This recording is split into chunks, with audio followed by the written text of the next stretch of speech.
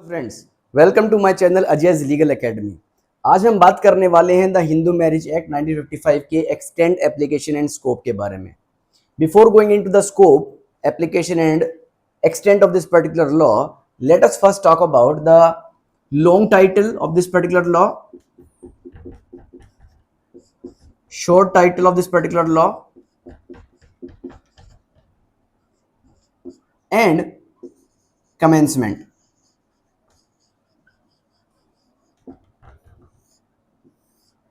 Now what is the long title of this particular law, Hindu Marriage Act 1955? देखिए दोस्तों, long title कहता है this is an act to amend and codify the law relating to marriage among Hindus. So ये हिंदूज का जो classical law था, शास्त्रिक law था, उसको अमेंड कर रहा है और उसको एक यूनिफॉर्म मैनर में कोडिफाई कर रहा है for all the Hindus. So it is amending and codifying the law relating to marriage among Hindus. अब अमेंड का मतलब क्या है, कैसे अमेंड कर रहा है? Let us take an example. Before 1955 dissolution of marriage was not allowed, divorce was not there for Hindus, right? So this law gave this particular right to the parties that they can get their marriage dissolved, divorce से अपनी marriage को dissolve कर सकते हैं। So this is how it is amending the शास्त्रिक law so as to include new things within its purview, and it is also codifying that law. So this is the long title of this particular law. अब आइए short title की बात करते हैं। The short title of this particular law is the Hindu Marriage Act. This act may be called as the Hindu Marriage Act 1955. This is the short title of this particular law. This long title, short title, these particular things are used for the purpose of interpretation of statutes, right? So these are used as an aid to interpretation by the courts. अब commencement की बात कर लेते हैं। As far as commencement is concerned, ये law force में कब आया? This law came into force on 18th May 1955. 18 मई 1955 को इस लॉ को फोर्स में लाया गया for all the Hindus regarding their marriage. आइए बात करते हैं इसके एक्सटेंट के बारे में। हिंदू मैरिज एक्ट का एक्सटेंट क्या है? The extent is provided in section 1 subsection 2। This particular section subsection 2, section 1 subsection 2 provides for the extent. This section 1 subsection 2 says that this act extends to the whole of India. पहले जब originally ये law enact किया गया था, at that particular time this law was not made applicable to the state of Jammu and Kashmir. वो क्यों हुआ था? Because there was a special status given to Jammu and Kashmir, इसलिए जम्मू एंड कश्मीर स्टेट पर ये एप्लीकेबल नहीं था। बट इन 2019 जो डेवलपमेंट हुई, abrogation of article 370, special status खत्म कर दिया गया। Jammu and Kashmir reorganisation act pass किया गया 2019, जिसके तहत क्या किया गया? जम्मू एंड कश्मीर को यूनियन टेरिटरी बना दिया गया। तो now this act has been extended to that particular territory also, union territory of Jammu and Kashmir also. So now this act is also applicable to Jammu and Kashmir. So technically this particular law is now applicable to whole of India. So ये इसका territorial application हो गया, whole of India including the union territory of Jammu and Kashmir. अब आगे बात करते हैं subsection 1 section 1 subsection 2 ये भी कहता है that this act will apply to all the Hindus who are having a domicile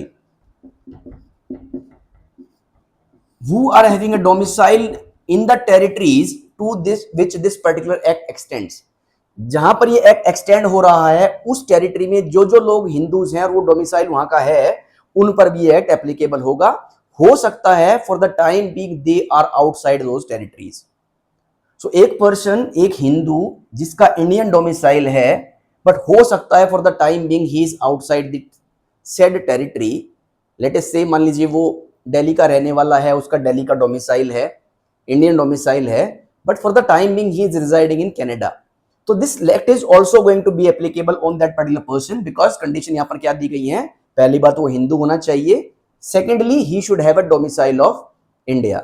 अगर उसका इंडियन डोमिसाइल है, वो हिंदू है, मे बी हो सकता है वो बाहर रह रहा हो, बाहर अगर वो शादी करता है with another Hindu having a domicile of India, तो उस पर भी ये लॉ एप्लीकेबल होने वाला है। This is called the extra territorial application,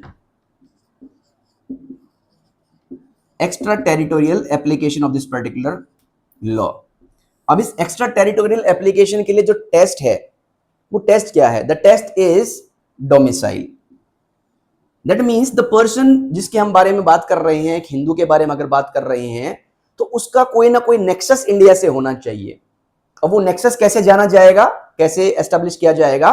that person is having a domicile in India, Indian domicile है, ये उसका नेक्सस हो गया। देखिए पार्लियामेंट जब भी कोई लॉ बनाती है तो उसका कोई ना कोई अगर एक्स्ट्रा टेरिटोरियल एप्लीकेशन है तो उसका कोई ना कोई नेक्सस होना चाहिए इंडिया के साथ। Only then parliament can make any act applicable to the territories outside India.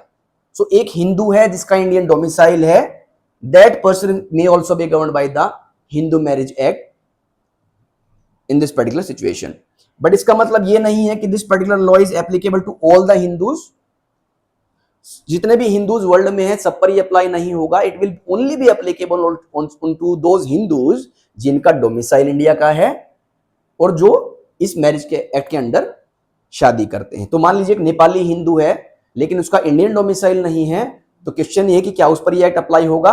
उस पर ये एक्ट अप्लाई नहीं होने वाला है, because that person may be A Hindu but he is not having Indian domicile. तो डोमिसाइल का जो टेस्ट है वो हमें देखना है कि whether that particular Hindu can be governed by this particular law और नॉट। आइए एक एग्जांपल डिस्कस कर लेते हैं। एक मेन है, एक विमेन है, male female, these two persons are residing in Canada. वो कनाडा में रह रहे हैं फॉर द टाइम बीइंग, लेकिन इन दोनों का जो डोमिसाइल है दैट इज इंडियन। उन्होंने अपना इंडियन डोमिसाइल नहीं छोड़ा है, they are having an Indian domicile. अब चूंकि ये दोनों हिंदूज हैं और ये दोनों क्या हैं? They are Hindus.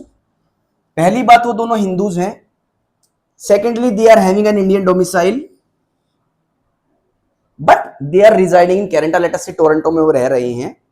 अब because of this reason that they are Hindus, they are having an Indian domicile, these two persons if they are getting married, अगर वो दोनों शादी करते हैं इवन इन कैनेडा, अगर वो कैनेडा में शादी कर रहे हैं, अगर वो कैनेडा में शादी कर रहे हैं, still they can be governed by this particular law because of the territorial extra territorial application of this particular law। Test क्या है? इंडियन डोमिसाइल होना चाहिए, हिंदूज होने चाहिए, दोनों का इंडियन डोमिसाइल होना जरूरी है। अगर एक का इंडियन डोमिसाइल है दूसरे का इंडियन डोमिसाइल नहीं है, तो in this case this particular law will not be applicable. दोनों का इंडियन डोमिसाइल होना चाहिए और दोनों हिंदूज होने चाहिए, तो ये एक्ट उन पर एप्लीकेबल हो जाएगा। लेकिन यहां पर एक इंपॉर्टेंट बात याद रखने वाली ये है कि इन लोगों को अगर ये कनाडा में शादी कर रहे हैं तो they also need to perform their marriage according to the Canadian law. तो वहां पर परफॉर्मेंस जो इनको करनी पड़ेगी वो अकॉर्डिंग टू लोकल लॉ करनी पड़ेगी। लोकल लॉ जो कनाडा का है रिगार्डिंग मैरिज, जैसे कि मान लीजिए उनको रजिस्ट्रार के ऑफिस में जाके मैरिज को रजिस्टर कराना पड़ेगा, राइट? तो वो सेरेमनीज उनको परफॉर्म करनी पड़ेगी, जिसे जाना जाता है लेक्स लोकी सेलिब्रेशनिस। लेक्स एक मैक्सिम है, lex loci celebrationis। That means they must perform the local ceremonies which are there in the Canadian law for the marriage, plus they also need to perform the marriage ceremonies under section 7 of the Hindu Marriage Act। तो इनको क्या करना है? इनको section 7 को comply करना है Hindu marriage act के, which is talking about the ceremonies which may be customary ceremonies, right? वो अप्लाई करना, वो फुलफिल करना है कंडीशन को, and they also need to fulfill their marriage, perform their marriage according to the local law। This is how they can get married validly under this particular law। They will be governed by this particular law। So क्या क्या हो गया? Mail है, female है, Hindus हैं, Indian domicile है, रह रहे हैं कनाडा में, they are resident of that country, they can validly get married provided they are performing their marriage as per section 7 customary ceremonies of either of the party। दोनों की जरूरत नहीं होती है, एक पार्टी की सेरेमनीज अगर आपने परफॉर्म कर ली है as per section 7 that would be valid. Customary ceremonies हो सकती हैं, होंगी, and they have also perform the marriage under the local law of that particular country. So this is going to make their marriage perfectly valid under Hindu Marriage Act 1955. आइए इस पर एक case discuss कर लेते हैं दोस्तों। ये case है Sondur Rajini versus Sondur Gopal 2013 volume 7 SCC 426. In this case, the question before the court was that this particular Hindu Marriage Act 1955 is applicable to whom? किस किस पर ये एक्ट अप्लाई होता है? क्या ये उन लोगों पर अप्लाई होता है जो कि इंडियन टेरिटरी से बाहर हैं? So in this case, the court applied the territorial nexus test, that is domicile. That if those persons who are outside the shared territories are having an Indian domicile, अगर उनका domicile India का है, in that case they can very well be governed by this particular law. So अगर वो Hindu Indian domicile उनका है तो वो हिंदू बेशक भारत हैं इंडियन टेरिटरी से या जिस टेरिटरी पर एक्ट अप्लाई होता है उससे बाहर हैं, they can still be governed by this particular law. आइए अब चलते हैं इस एक्ट की एप्लीकेशन के बारे में हम बात कर लेते हैं. Application of this particular act. Section 2 of the Hindu marriage act 1955 1955 का जो हमारा हिंदू मैरिज एक्ट है, इसका जो सेक्शन 2 है वो एप्लीकेशन की बात करता है. This act applies to, subsection 1 से this act applies to a to any person who is a Hindu by religion. Hindu, तीन कैटेगरीज की बात करता है. हिंदू बाय रिलीजन, इसको आगे डिटेल में बात करेंगे. सेकेंडली ये बात करता है, कैटेगरी इन्होंने क्रिएट की गई है Hindu by law. And thirdly the negative application of this act. इसको ऐसे बात कर लेते हैं, नेगेटिव एप्लीकेशन. अब ये तीन चीजें क्या हैं देखिए. सेक्शन 2 सबसेक्शन 1 क्लोज ए बात करता है हिंदू बाय रिलीजन. अब हिंदू बाय रिलीजन में किससे कवर किया गया है? Those persons who are Hindu by religion, originally they are Hindu by religion, चाहे वो हिंदू धर्म को किसी भी उसकी फॉर्म में फॉलो कर रहे हैं. ही में बी ए वीरशैवा, ही में बी ए लिंगायत, ही में बी ए फॉलोवर ब्रह्मा समाज, प्रार्थना समाज, आर्य समाज का फॉलोवर हो सकता है, उस पर ये लॉ एप्लीकेबल है. Then secondly it is applicable to Buddhist. यहां पर आ गया Hindus by religion, Buddhist, Sikhs and Jains. Even though these three religions are different religions than Hindus, but still they have been considered as Hindu for the purpose of this particular law. That is why this category is Hindu by law. कि इन्हें हिंदू ही समझा जाएगा for the purpose of Hindu Marriage Act, and they will be governed by this particular law. And thirdly, negative application is any person who to any other person domiciled in the territories to which this extends, who is not a Muslim, Christian, Parsi or Jew by religion, unless it is provided that any such person would not have been governed by the Hindu law or by any custom or uses as part of that law in respect of any of the matters dealt with herein, if this act had not been passed. Third negative application क्या कहते हैं कि अगर एक person है वो नहीं, ना तो वो मुस्लिम है, ना वो क्रिश्चियन है, ना वो पारसी है, ना वो ज्यू है, सो नेगेटिवली दैट पर्सन जो इनमें से कोई भी नहीं है, he can also be governed by this particular law, provided, अगर ये आप प्रूव नहीं कर पाते हैं या ये प्रूव अगर कर दिया जाता है कि वो person Hindu classical Hindu law से गवर्न नहीं होता था. तो एक पर्सन है वो ना तो मुस्लिम है, ना क्रिश्चियन है, ना पारसी है, ना ज्यू है, तो उसे भी एक्ट के अंडर गवर्न किया जा सकता है. लेकिन ये अगर प्रूव किया जाता है कि वो person Hindu classical Hindu law से, उसके कस्टम से गवर्न नहीं होता था, so in that particular case that person will not be governed by this particular law. So this law is applicable to Hindu by religion, Hindus, चाहे वो ब्रह्म समाज, प्रार्थना समाज, आर्य समाज को फॉलो कर रहा है. Hindu by law, Buddhist, Sikh और जैन्स, उनको भी एप्लीकेबल है, उन पर अप्लाई होता है. And negatively any person who is not a Muslim, Christian, Parsi और ज्यू. फर्दर एक एक्सप्लेनेशन दिया गया है, आइए उस एक्सप्लेनेशन की बात. आइए अब बात करते हैं explanation to section 2 subsection 1. There are 3 parts in this explanation, part A, part B and part C. Part A देखिए क्या बात करता है. It says a child legitimate और illegitimate where both parents are Hindus, Buddhist, Jain और सिख. हिंदूज, बुद्धिस्ट, जैन और सिख. जहां पर एक चाइल्ड है वो लेजिटिमेट हो सकता है, इलेजिटिमेट हो सकता है, लेकिन उसके दोनों पेरेंट्स क्या हैं, चाहे वो हिंदू हैं दोनों पेरेंट्स, या बुद्धिस्ट हैं, या जैन हैं, या सिख हैं, या आइदर ऑफ दीज हैं, तो उस पर्टिकुलर चाइल्ड पर भी ये लॉ एप्लीकेबल होने वाला है. He will be governed by this particular law, he may be governed by this particular law. Second जो एक्सप्लेनेशन है वो बात करता है a child whether legitimate, again legitimate और इलेजिटिमेट, अगर उसका एक पेरेंट हिंदू है, बुद्धिस्ट है, जैन है या सिख है और दूसरा पेरेंट नॉन हिंदू है, उस सिचुएशन में अगर ये प्रूव किया जाता है that the child has been brought up as a Hindu, Buddhist, Jain और सिख, उसका मान लीजिए जो पेरेंट है वो हिंदू है, एक पेरेंट, तो अगर ये प्रूव किया जाता है कि उस चाइल्ड को as a Hindu brought up किया गया है, अब हिंदू ब्रॉट अप किया गया है, उसका ब्रिंगिंग ऐसे हुई, इसका क्या एग्जांपल है, फॉर एग्जांपल उसका नाम हिंदू से हिंदू नाम दिया गया है, उसके जो संस्कार हैं वो किए गए, परफॉर्म किए गए, हिंदू संस्कार, मुंडन कराया गया है, उपनयन संस्कार हिंदूज में किया जाता है वो किया गया है, या फिर नामकरण संस्कार है। सो ये जो संस्कार हिंदूज में परफॉर्म किए जाते हैं उन संस्कार को परफॉर्म किया गया है, उसकी अपब्रिंगिंग ऐसे हुई है, उसे हिंदू नाम दिया गया है। So these are the examples which show that that child has been brought up as a Hindu.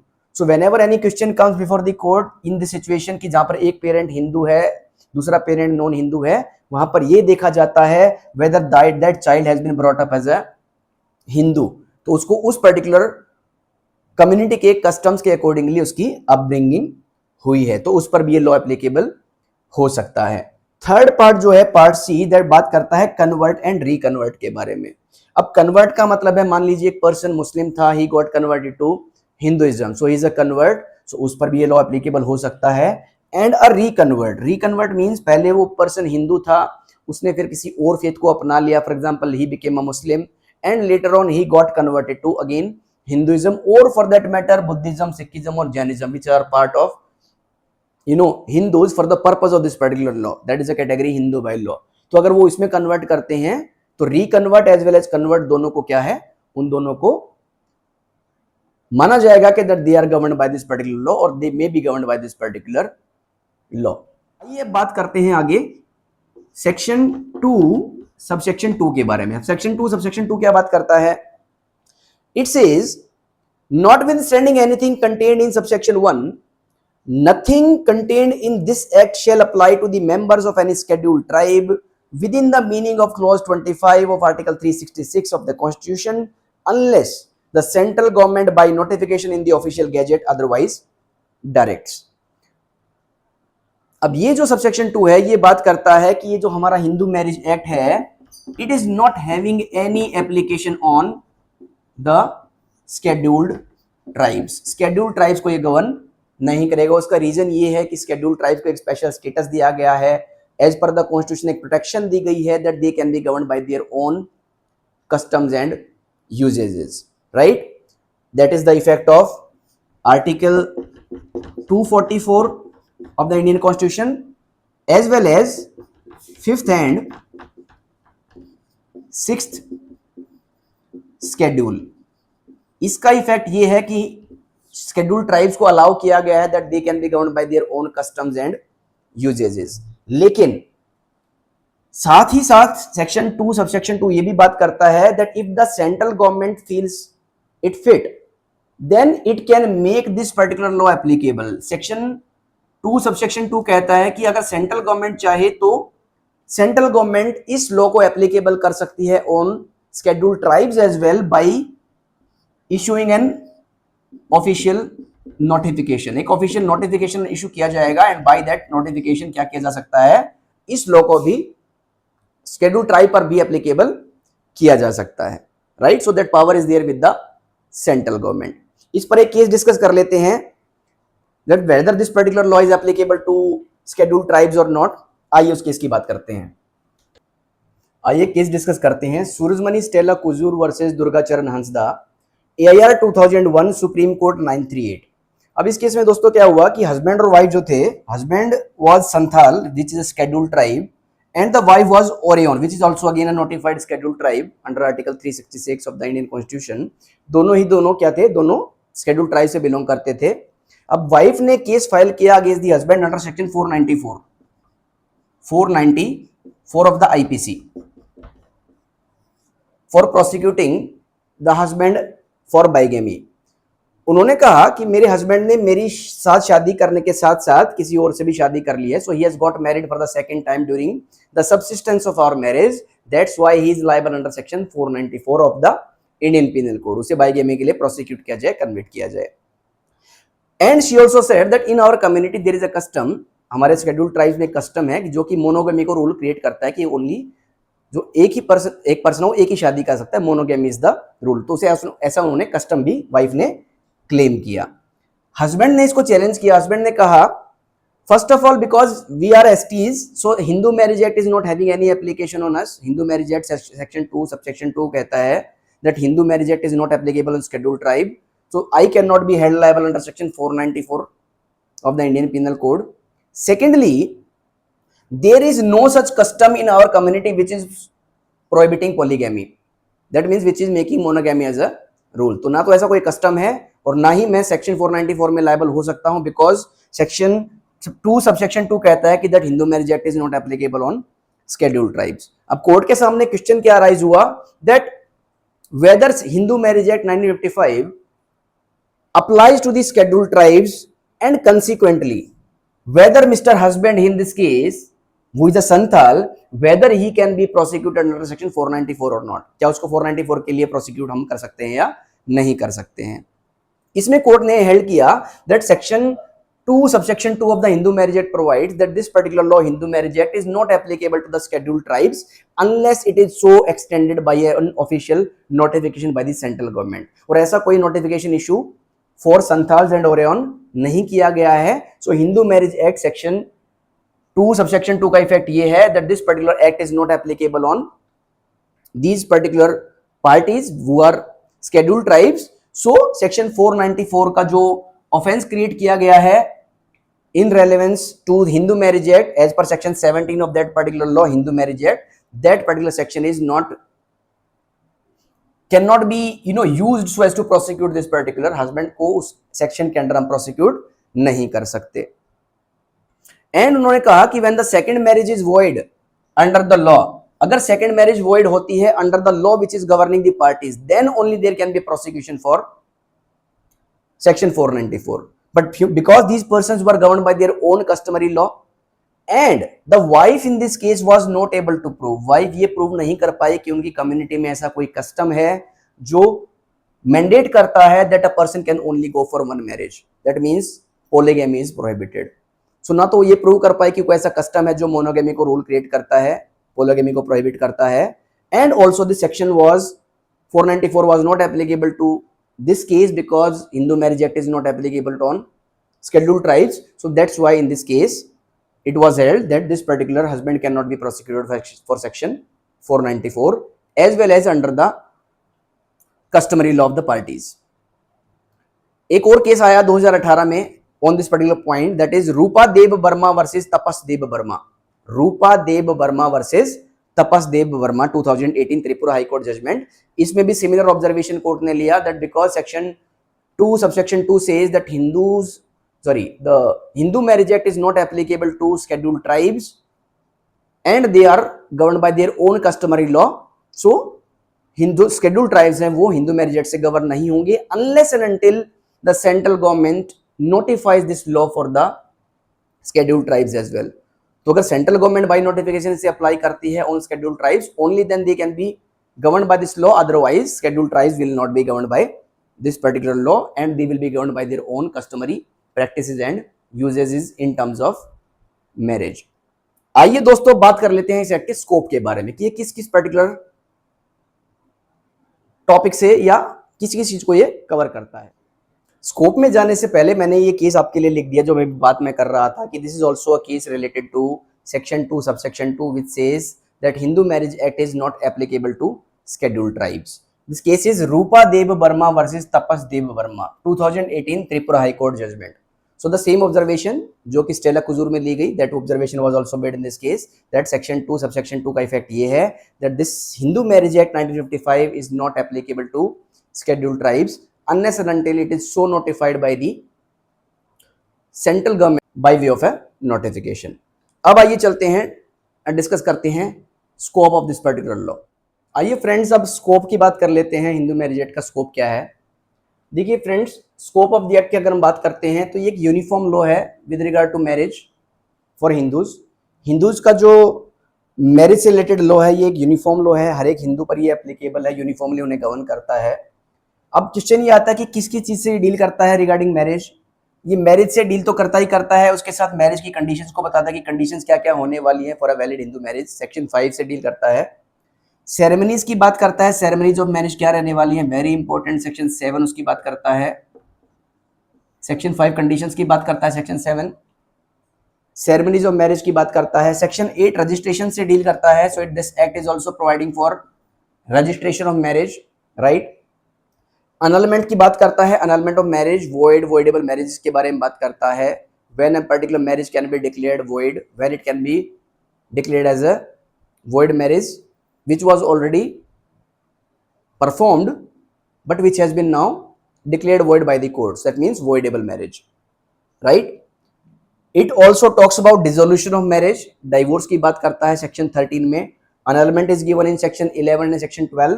section 13 talks about dissolution of marriage, that is divorce, dissolve हो जाती है मैरिज, कैसे डिसोल्व हो सकती है, क्या क्या ग्राउंड्स हैं।